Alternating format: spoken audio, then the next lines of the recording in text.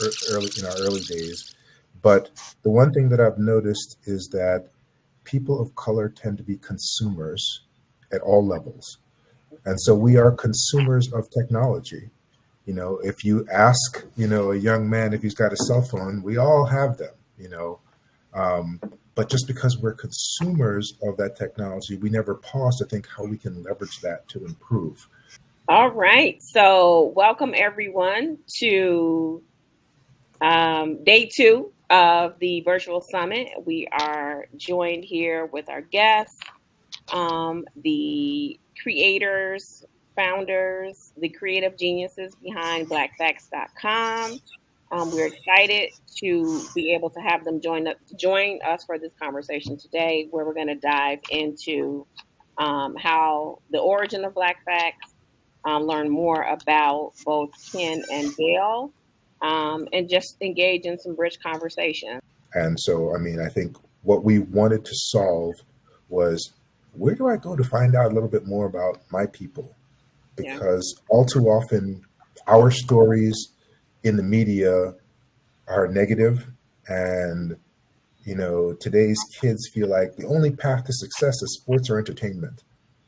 So being able to show them that there are doctors and lawyers and scientists, that look like them, that have achieved so many different things, and being able to hear, the real story of the Emancipation Proclamation, and other stories of Black history that are now taking up like 2 or 3 sentences in history books. And before you know it, it might be, 1 sentence. To know that there's more to Black history than Rosa Parks and Martin Luther King.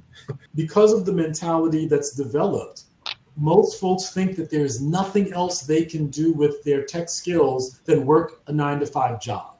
Right. And I suggest that, especially if you're in an environment where you're dealing with white folks and they're giving you a hard time, that they're probably not hiring you for your charming smile. You probably have some skills that are valuable. So I suggest to folks, ask yourself, could those skills be valuable outside of this job? Like maybe in my community, maybe in my kid's school, maybe, in my local politics, maybe in my faith community. I don't know. And it's not for me to decide. I just, try to encourage folks to think outside the box.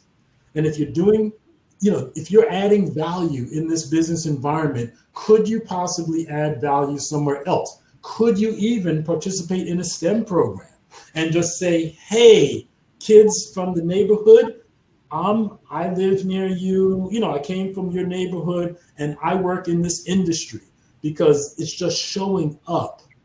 And, that can make such a difference for so many young folks who don't get a chance to see many of us who, especially those of us who have been in the business world for decades, who are living lives they can hardly dream about. Right. So I think that some of the ways that we can just start dismantling this false belief that we're not involved and we're not contributing is to just figure out ways to show up.